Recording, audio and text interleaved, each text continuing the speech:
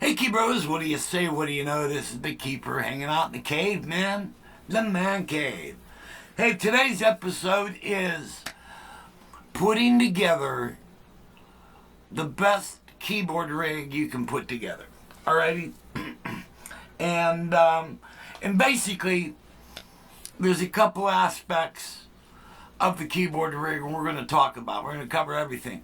We're going to cover the the keyboard stands, the pedal boards, the mixers and speaker cabinets, and then the keyboards. All right. What I think would be what you would need is an overall keyboard rig. Alrighty. And then we're also going to talk about a little bit of the history of everything. All right. And so we're going to put this all together.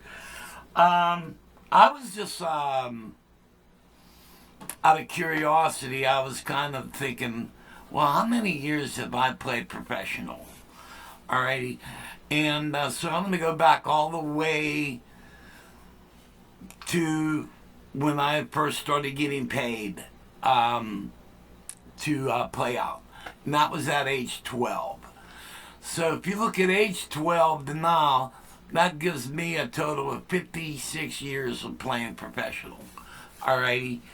And so that's been a long time. And now, when you go back to the early days, there wasn't a lot of stuff for keyboard players. Alrighty. They didn't make keyboard stands. Alright, keyboard stands was unheard of. Alrighty. And so basically you had to do a lot of stacking. Alrighty. So like I'm trying to think back, I think my first major rig would be when I was 16. Alright, and that was a 4 keyboard rig. Alright.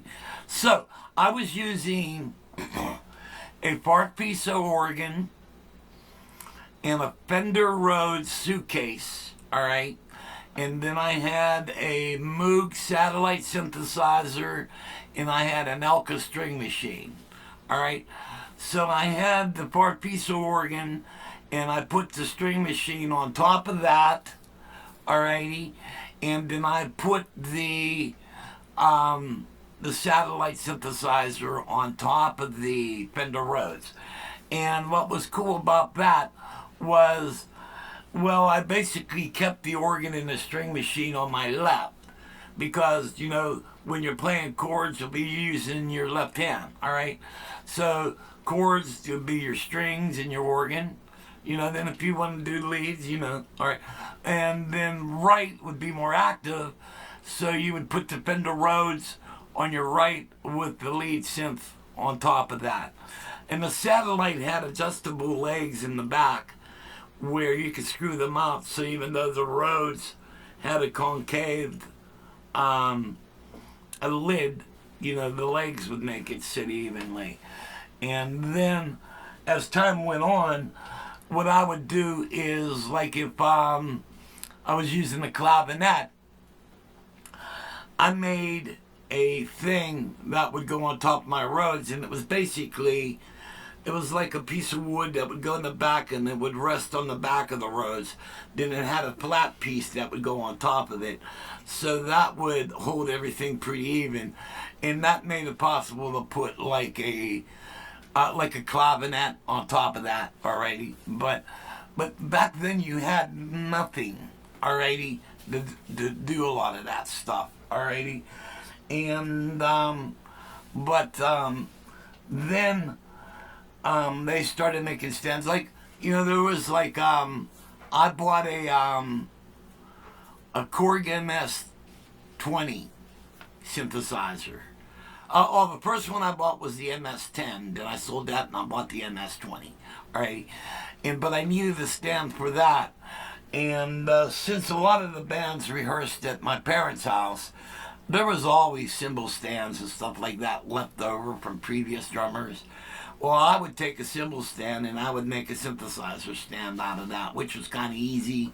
If you look on my video that how to make a synthesizer stand, basically that's how I did it. All right, just look at that video. They're easy as hell to make now, and you know what I mean. Then plus, you know, I still use those kind of type of stands. You know, like what the wave state's sitting on right now. So, but well, we're gonna get into this, alrighty. And the first thing we're gonna talk about is the amp rig, alrighty. And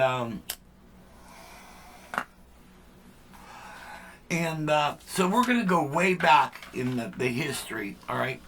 Well, back in the early days, basically what you had was organ and piano, and then like a little lead synth or something like that.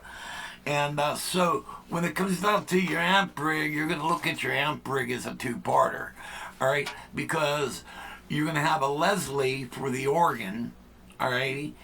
And because there's no Leslie simulators back then, so you're lugging around a big Leslie, all right? And so that'd be one part of your amp rig, and the other part would be the amp that you would use for your Rhodes and string machines and synthesizers, all right?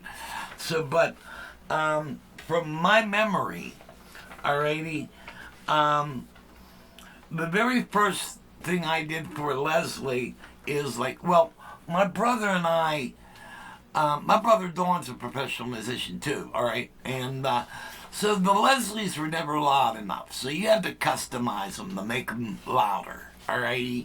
So that means you had to switch out the amp because the Leslie amp was only 60 watts, alright? So you had to go in there and take out the speakers and put more powerful speakers in. And during this time, all we ever used for speakers was the 15-inch Electro Voice SRO, which at the time was the best speaker, alrighty?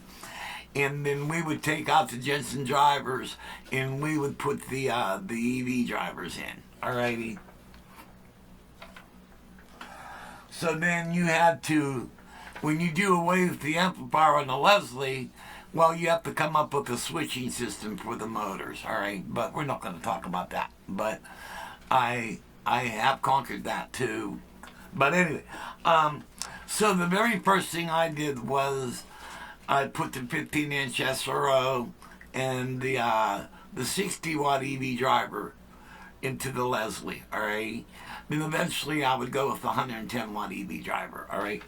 And then I would use just a regular foot switch to switch to Leslie. But during this time, when you would switch your Leslie by using just a foot switch, because you're switching at 110 volts, you'll get a pop. So if you go from slow to fast, when you hit it, you'll hear pop. You know, when you go, they'll flip your speeds. All right. Over a period of time, we stopped that pop by wiring in capacitors. Alrighty, but all right. So the very first thing I used was I used the Leslie, the new speakers and everything, and an Ampeg B15 amplifier. Alrighty, head. All right.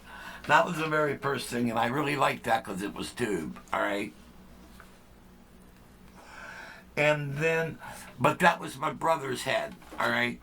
And so I used that for a couple of years, but Donald needed that amp back eventually. And so I had to buy my own amp, which I went to a Sun 1000S amp. Now this amp was like that wide, man. And it was loud. It was loud. I forgot how many watts it was, but it was loud. It was like 300 or 500 watts or whatever, and it was a bass amp, alright. And but it had 46550 tubes in it, alrighty, and it was heavy as the son of a bitch. So you'd have the Leslie and the amp head sitting on that, alrighty, and so that was the very first amp I would use for the organ, all right?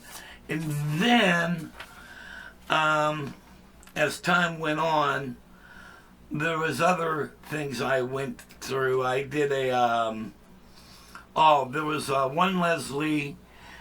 I used the actual Leslie amp, and you remember the Chrome preamps? You know, you'd have the 8-pin cable that would plug into that preamp. All right, so I used that, and then I put built-in mics onto the top and the bottom, and I would mic that through my keyboard amp. All right, and through the PA. All right, but that was another system, and then another system. Instead of using the Sun 1000S, I was using a PVKB 100 amp. All right, just a head, and I would use that. But the ultimate, and this is during the 90s, and this is, I toured with this Leslie and everything, was customized Leslie with, you know, the EV speakers and the EV drivers, and then I built a DC relay, alrighty? So my switching was all low voltage relay switches where I got no pops or anything. And then what I had was, I had I think an Ashley crossover, electronic crossover, alrighty, and a QSC power amp. And so I was running a biamp Leslie. And I used that all through the 90s, alrighty. And so that's pretty much the Leslies, you know what I mean?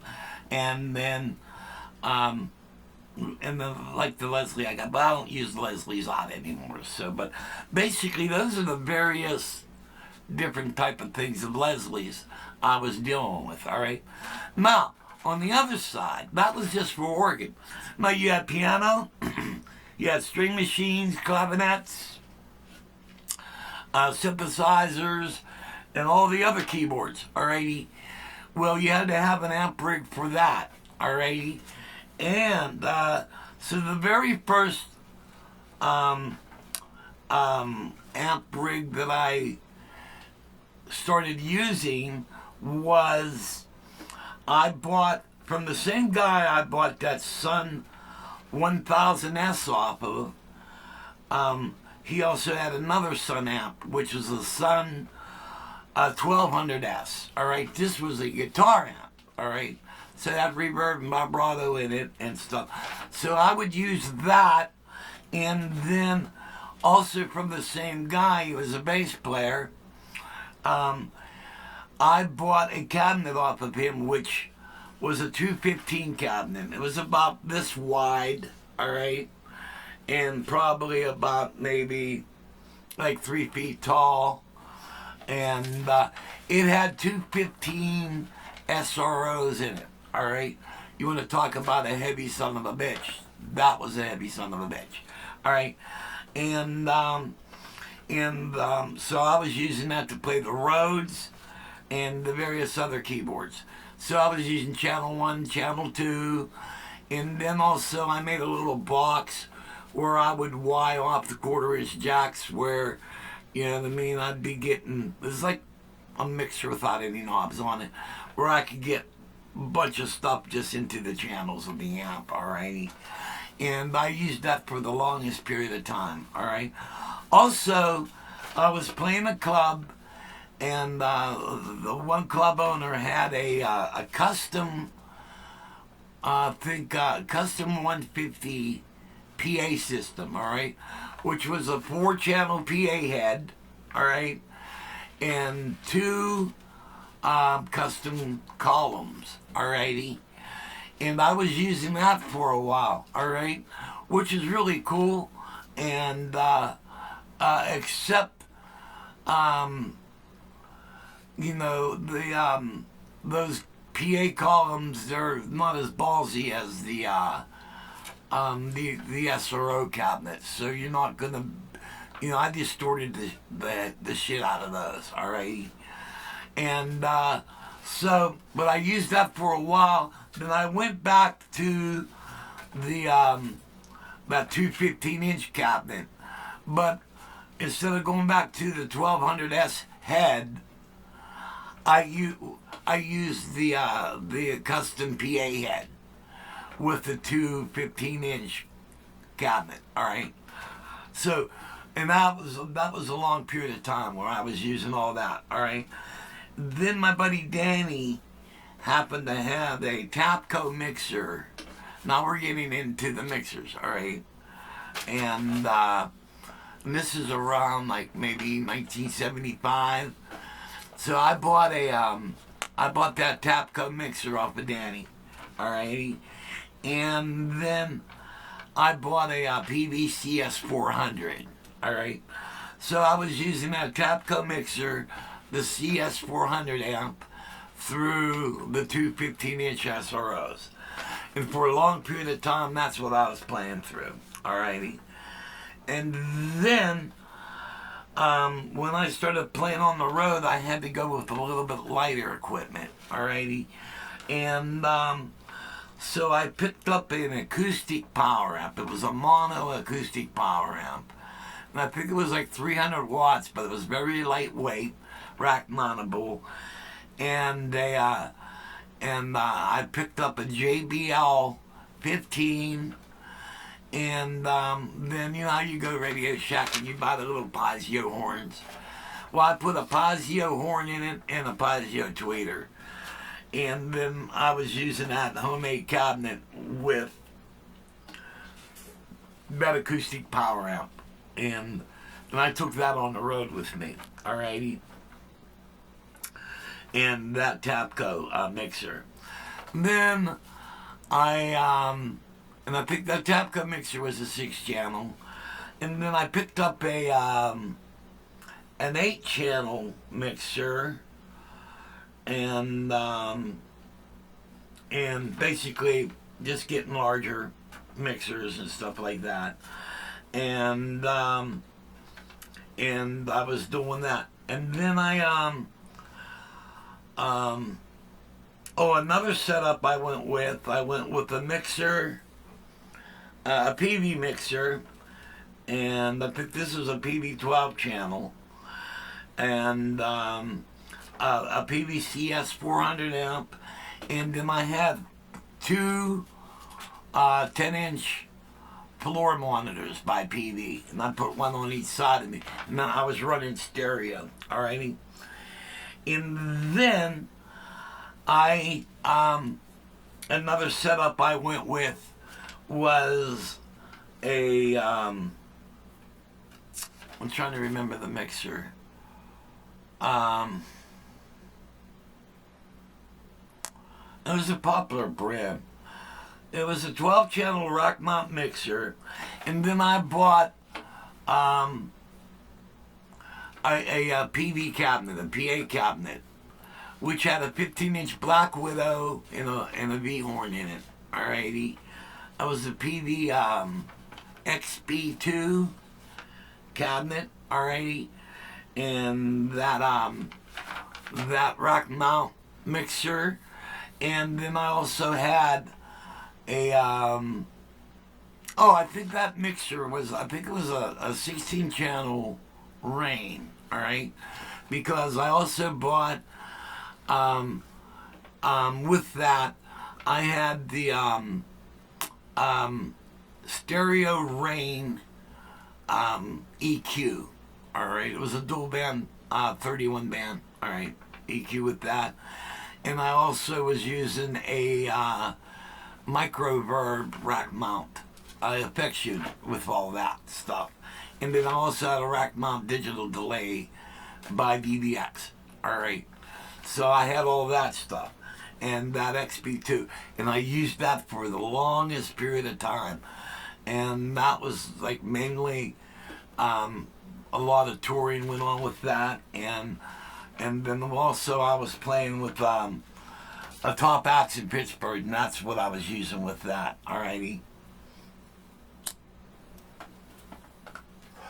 Then, come the 2000s, for a period of time, I quit playing, so I sold a lot of gear. All right, and that's when I got into cave building and writing, and you know what I mean.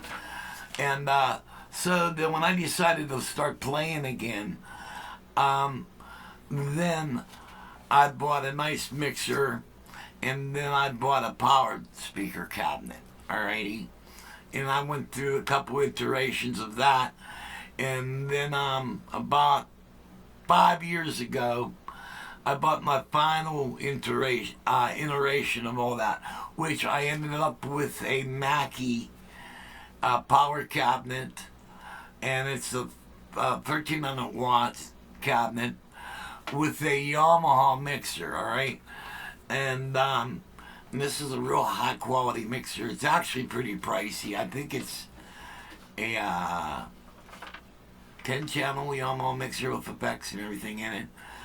I think it's an MXU or whatever, but it was pricey. It was like almost $500 for this mixer, but it's tough, very active.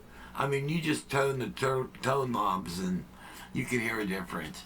And the British style parametrics in it, and that's what I'm using today. And so, what we're going to do is I'm going to show you my modern system, and this is what I recommend for you guys to go with. All right, so this is like the long introduction to all this stuff, giving you a history of about everything that I've gone through. There's been a lot of other variations and stuff.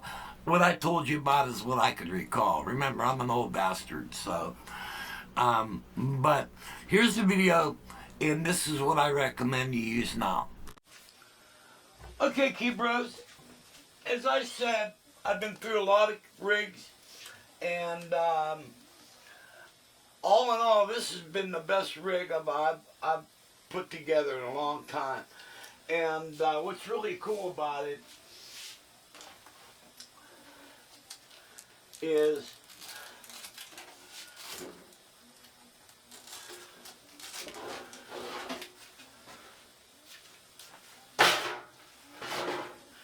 okay,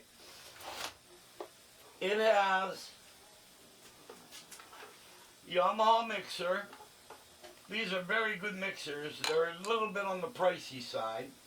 All right, and what I like to do is I like to have a lot of stuff pre-wired. So you take the lid off, and these are your cables that go to your keyboard. So they're already pre-wired. Here, let me bring this up so you get a close-up look at this. Okay. And so what you have is, you know, Yamaha mixer, and you know, and then your keyboard channels and everything. And then right here I'll show you something pretty cool. Is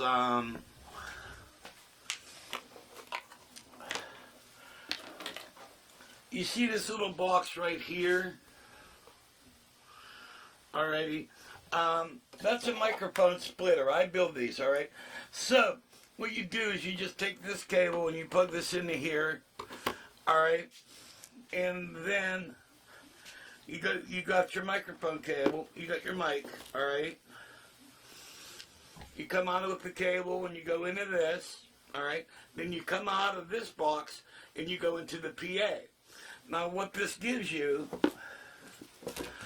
is, well, say if you're having trouble hearing your vocals, well, you could bring it up in your own keyboard cabinet.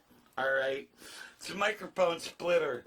I build these. If you're interested, let me know. It's not a big selling item, but I've sold a couple. All right, and that's what's really cool about this is, and then okay, so you got your mixer. All right, then what I like to have, let me check this. Okay, and what's cool about this rack is you got a place for your drink. You got a place to put your cell phone. All right, I have an ashtray because I'm a smoker. Then you have a drawer. All right, microphone goes in your drawer, and then whatever you want to keep in there, like lyrics. You know what I mean? And you know, lotion, dry hands, whatever. You put whatever you want in the drawer. So, and all right, so you got a nice storage. This locks it. Alrighty. And then what I like to use is I use a Mackie cabinet. Alright. This is a 1300 watt cabinet. And then I have a stand for it. Alrighty. And you can put your speaker on this stand. Alright. Another thing I have is, let me move this up so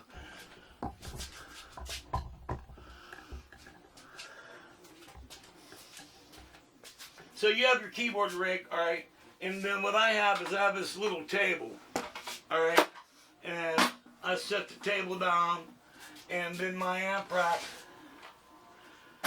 goes right on it, all right. So I got my keyboards, then I could, you know, do that, alrighty. Another thing cool about this, now this is a little stool that you can get at Walmart. And you take the round part off and just put a flat piece on it. Alright? You know, it screws right in. You know what I mean? So, really cool. And, but, very clean sounding rig. You know, like I said, pre-wired. You know, I got, basically, what you have is, you have this, all right. This is your cable that comes out of your mixer into your cabinet, all right. And then this is a double plug, all right. And here, I'll show you what the rack looks like when it's plugged in.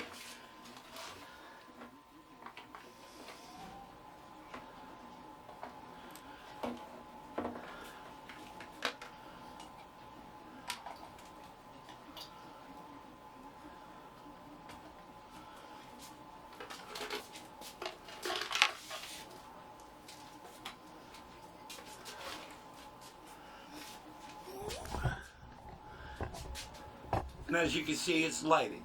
Okay? Really cool. Oh. I need better switching. Okay.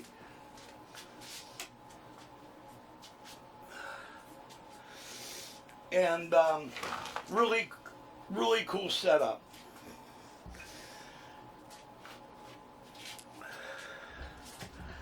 And that does it for the amp side of it, alrighty. But you know what I mean? It's very clean. It can be loud, and also, okay, another cool thing, in the back of the cabinet, it has a mix out, so you could come out of the back of the cabinet. All right, so you got this that plugs into here. Come out of this. Alright. Go into here. Your cabinet's hooked up. Now, PA, you come out of the mix out. Alright? It gives you a perfect signal for your PA mixer to the house. Alright? Really cool. Very cool. Alright? Very simple rig. Super fast to set up. You know, like I said, I like having everything pre-wired. You know what I mean? So when I'm done playing, you just take this wiring harness.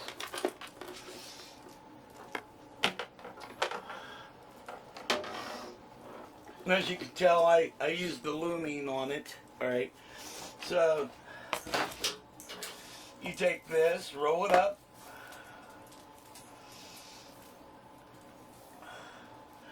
Set it up on top of your board.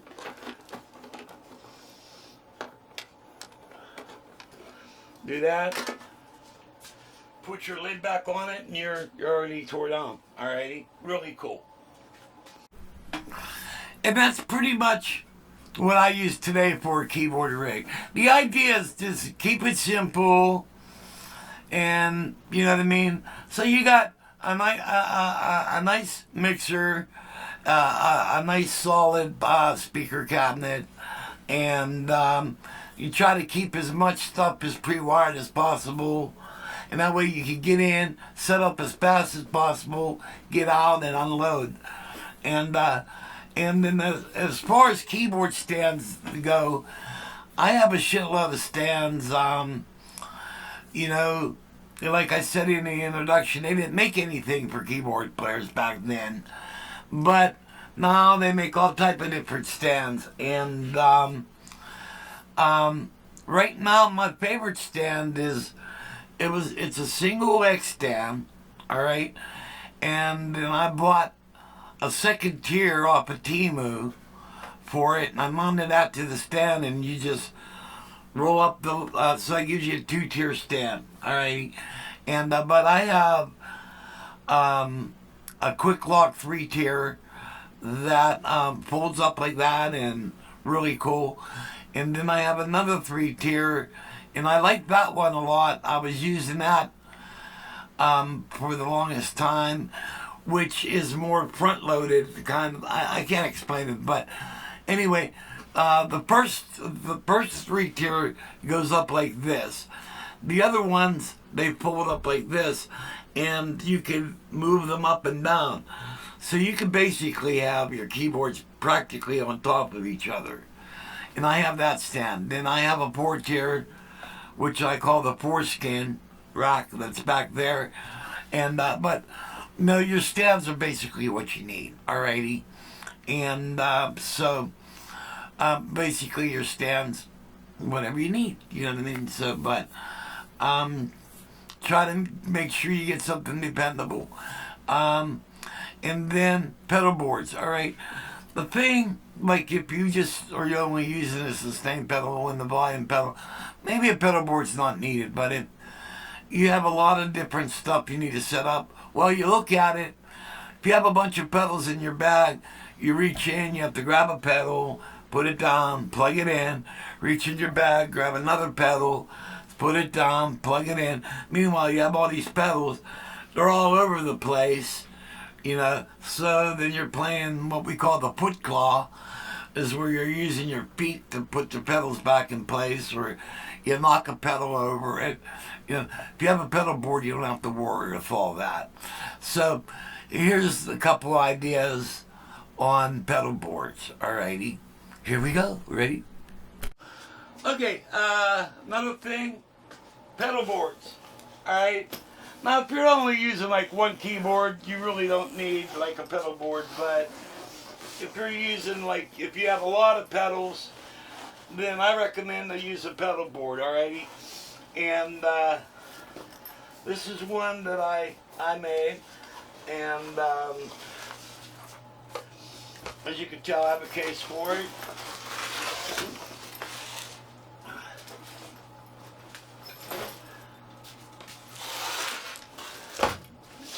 Now this has the harness on it, all right, and so this is the harness for that.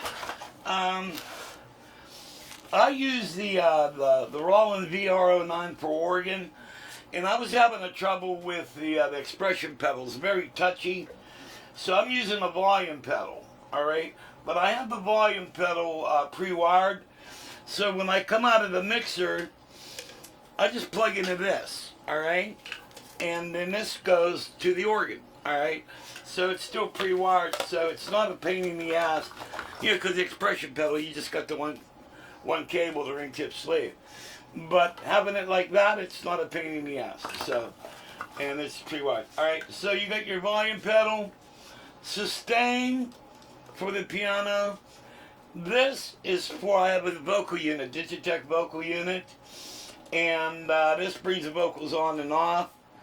Alright, this is a sustain and holds for the VR09, so if I'm using a different sound, like say if I'm playing pianos off the VR09, I have a sustain pedal for that. This is the Leslie control for the ventilator 2. Alright, also what I did on the ventilator 2 is I put a piece of plastic over it. Alrighty, and so I have my knobs set, and but the plastic protects it so I don't lose my settings. Alrighty, can you put this down? I have to do, like, you know what, when I made this pedal board, normally what I have is I have a piece of carpet that goes to this, and when you set it down, the carpet holds it in place because your feet are resting on it. I just forgot to reinstall that, so that's what I got to do. Also, I'm going to be taking the Ventilator 2 off of this, and I'm going to be going with the Lester K, because this Ventilator 2 is on loan from my buddy Danny. And oh, by the way, guys, he's selling this. This is a Ventilator 2 with the foot switch. He only wants $300 for this, all right? And he told me he paid like $700 brand new for this. So if you guys want a Vent 2 with the foot switch, $300 and it's yours, all righty? And and that's what I use for pedal boards, all right?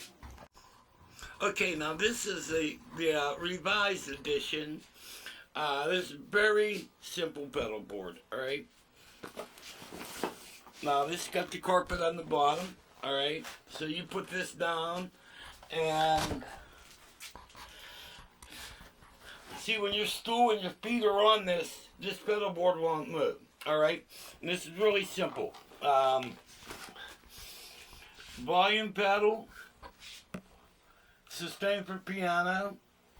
This is for the vocal harmony unit, and this is Leslie on and off for the VR09.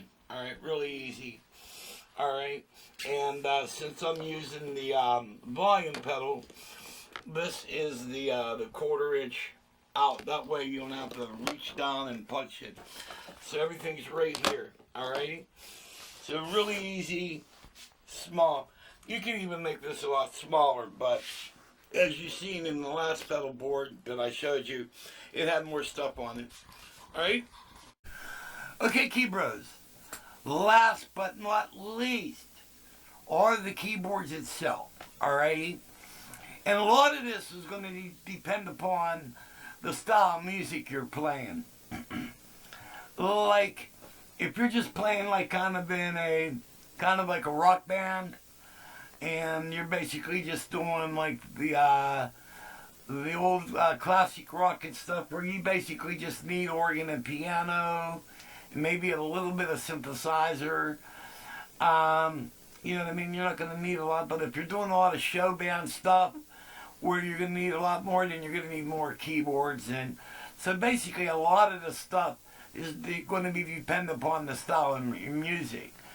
And so what I'm going to try to cover is basically my ideas on some keyboards you should have and some sounds you should have. Alrighty?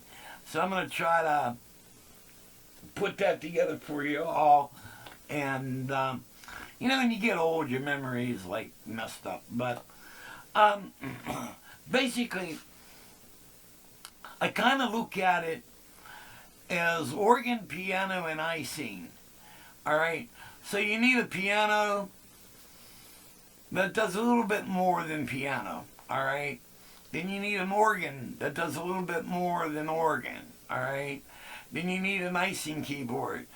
And what I mean by icing keyboard, you need something that's going to give you a nice brass section and various other components that would work together on things, alrighty? And so what I found out for the past, 10 years, you know, just playing local and stuff like that, well, for piano and stuff, I like the Studio Logic Numa. And this is the Numa Compact X SE. This is the newest version of this. This does organ and piano and synth, alright? And what's nice is you got all the grands. You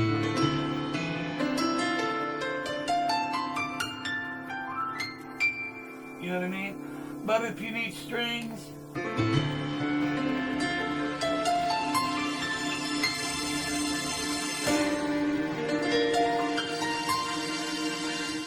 now Now this particular piano is semi-weighted, all right?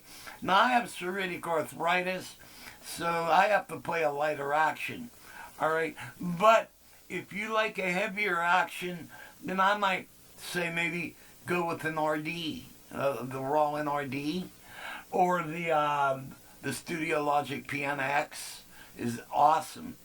That's one of the best piano actions you're going to get. Also with the Studio Logic, well, Studio Logic is made by Guitar. They make the best key beds. So, you know what I mean? But what's nice about this is, like, okay, it's got beautiful grands. Let's dig up a couple, oh wait, okay. Electric pianos. Oh wait, here we go, electric pianos. Oh shit, I know what I'm doing wrong. Hold on a minute. I'm launching out here, folks. Alright, here we go.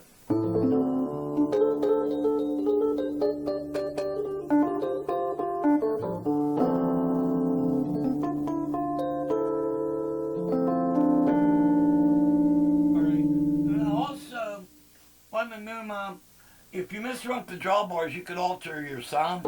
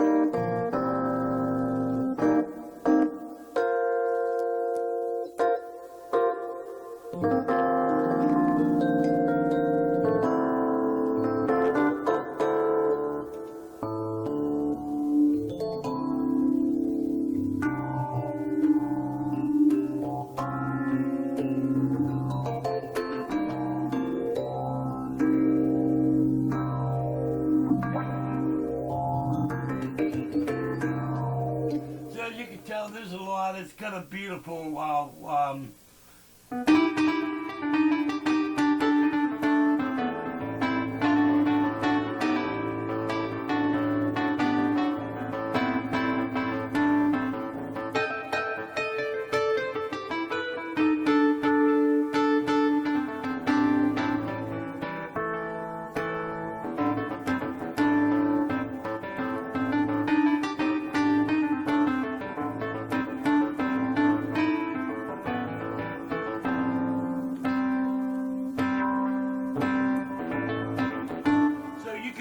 you can change the sounds you want. You know, the DX.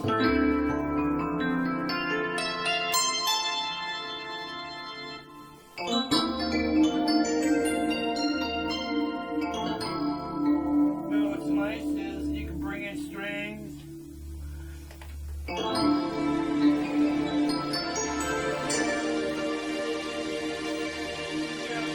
Another cool thing is say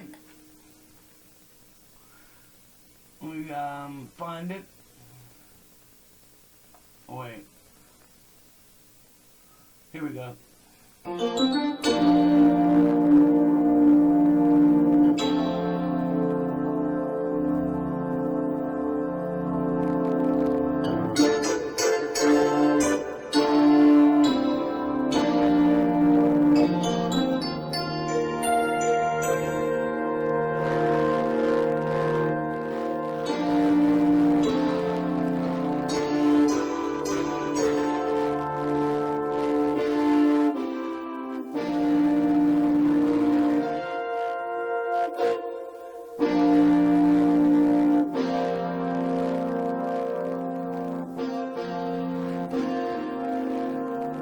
I gotta re-attenuate this mixer because you hear the distortion.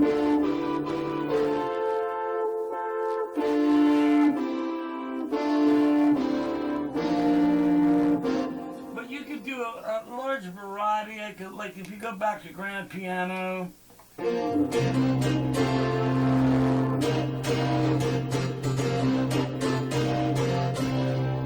thing is, you go back over here and go to really cool thing. Let me find it.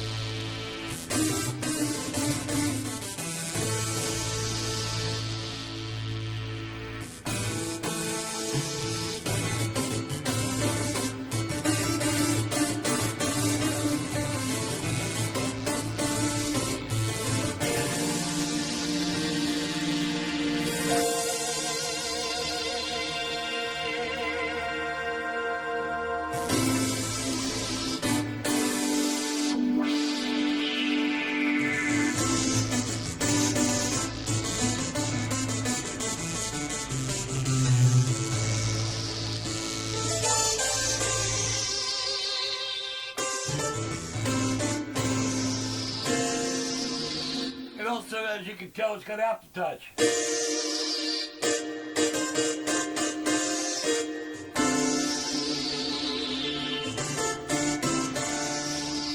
So, and it's got a large variety of stuff you can do with it. So you can maintain your piano, like even if you want to play piano and organ.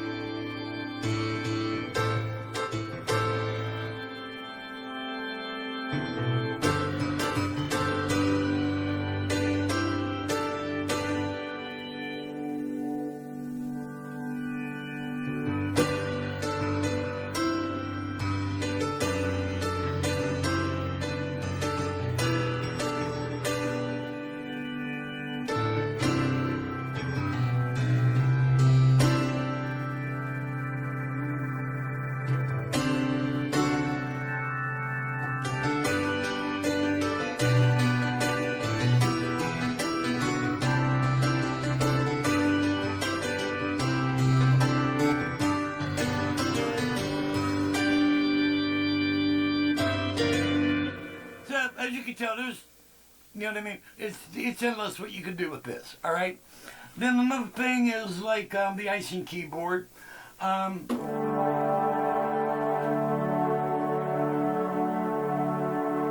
let's bring this.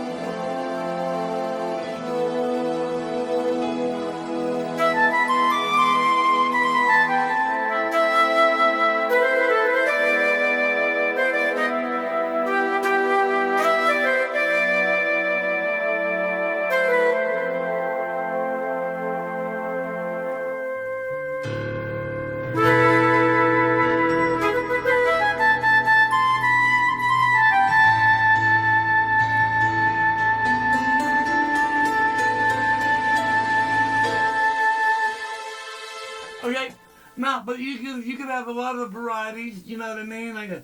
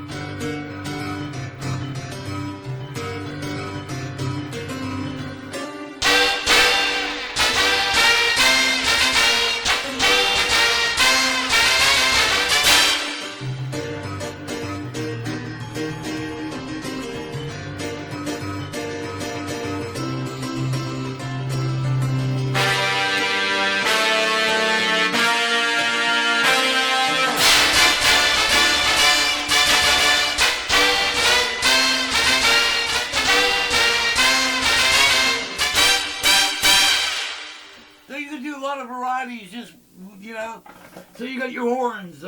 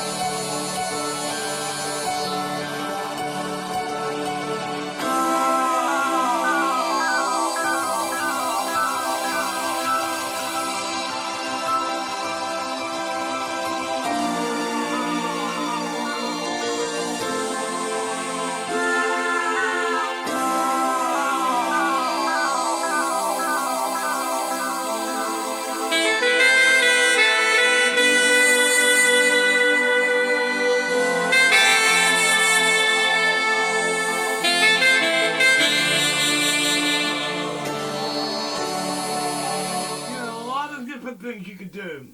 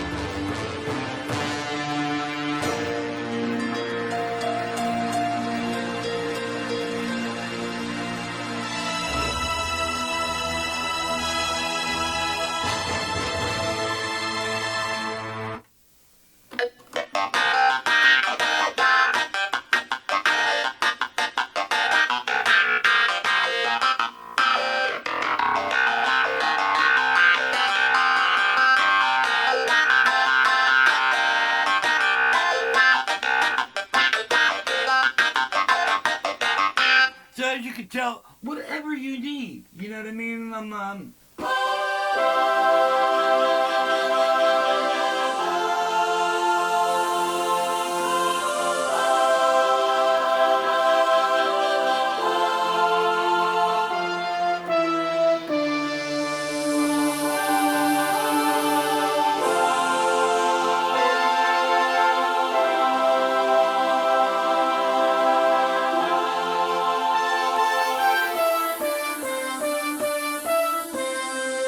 as you can tell, in velocity, you can have like.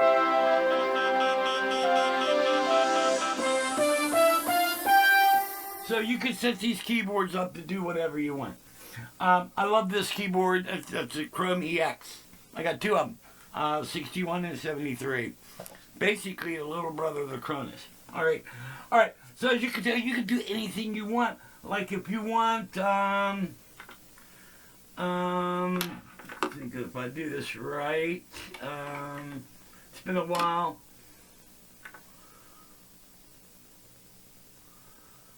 I'm trying to remember. Yeah,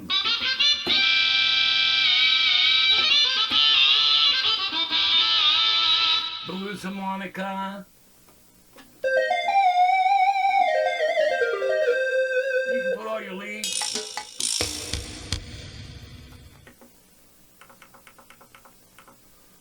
Yeah,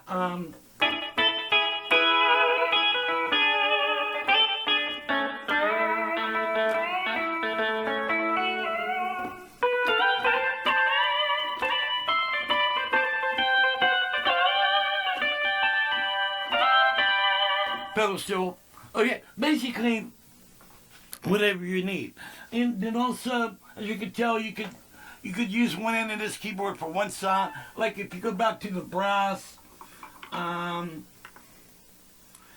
what was I at now? 3. All right.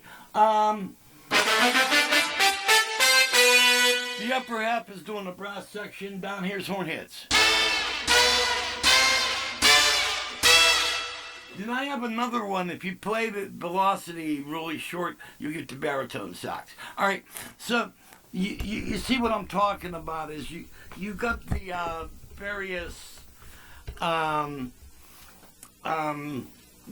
various things like now just getting over here now the VR09's cool. Let's bring this up. All right, now you got the pianos or whatever you got the other two keyboards doing. Now the VR09's a little monster. It's a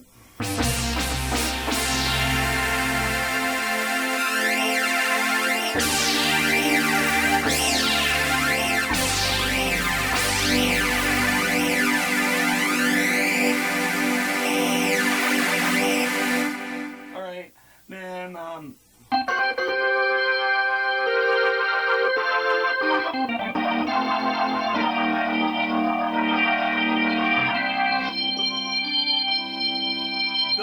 double manual organ.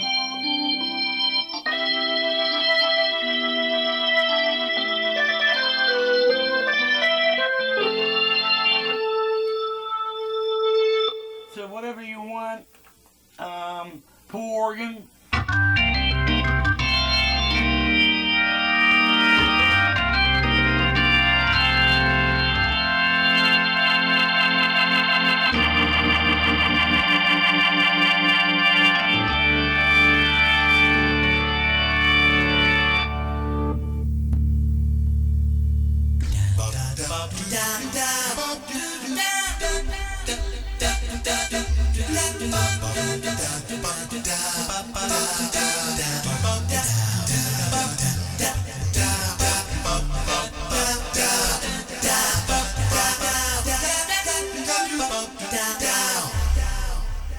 So you could do a lot of things like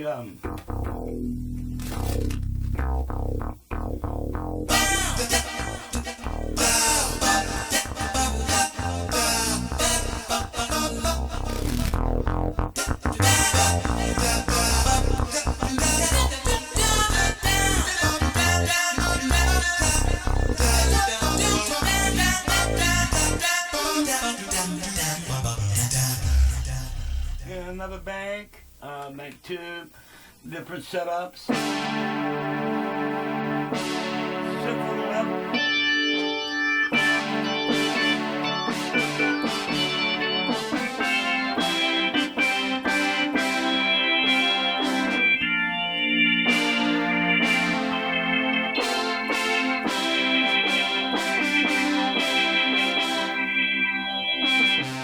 And I have that set up on the foot switch to bring the Leslie in and out.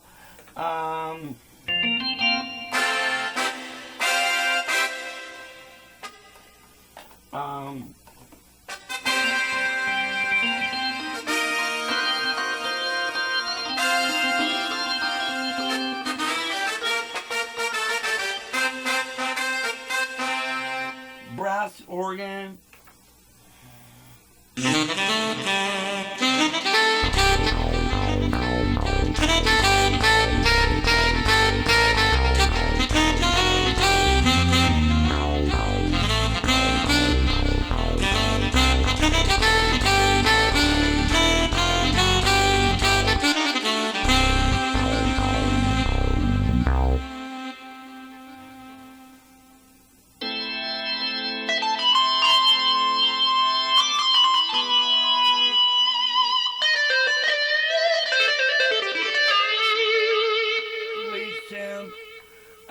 Bank 3, you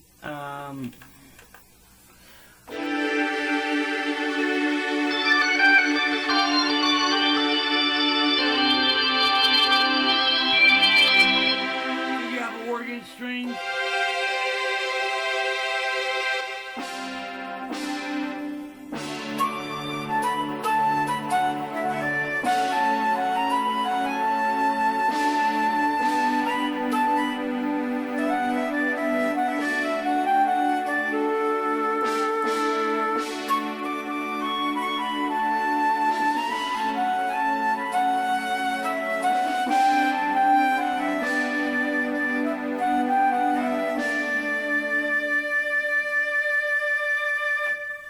You know, so whenever you need, you got it.